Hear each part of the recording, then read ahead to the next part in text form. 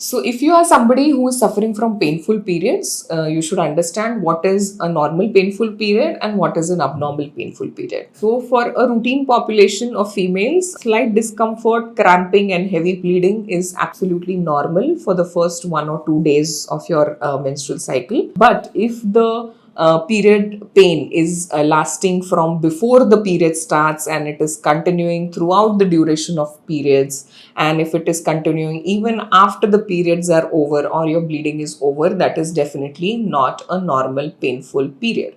So abnormal painful period is due to many reasons. First and foremost, fibroids, endometriosis, ovarian cysts, endometrial polyps, chronic pelvic pain, or pelvic inflammatory diseases.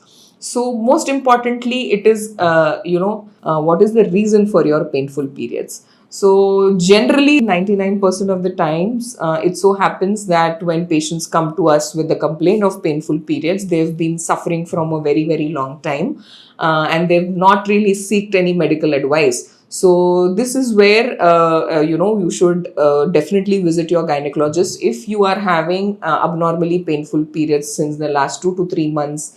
If it is not relieved with painkillers, or if it is disrupting your day-to-day activities, if you are unable to go to work or school or college, and if your flow is very heavy, so heavy that you have to change your pads every 2 hours or sometimes less than 2 hours, with along with passage of clots also, so that is definitely a sign of abnormal period. Sometimes it might so happen that you justify it by saying that, oh, your mother also had painful periods, your sister also had painful periods, so it's absolutely normal.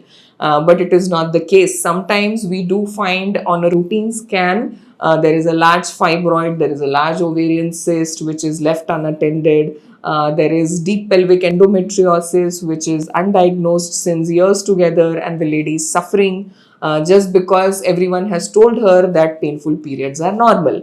So, there is a level and an intensity of pain. Everyone perceives pain very differently. But if your period pain is debilitating, so that you are not able to do your routine day-to-day activities, then it is definitely better to check it out, and better to do a pelvic scan just to be sure that there is no underlying cause of pain in your bleeding. If it is routine dysmenorrhea, definitely it can be treated with some over-the-counter medications. But if it is something else, then it does require specialized treatment.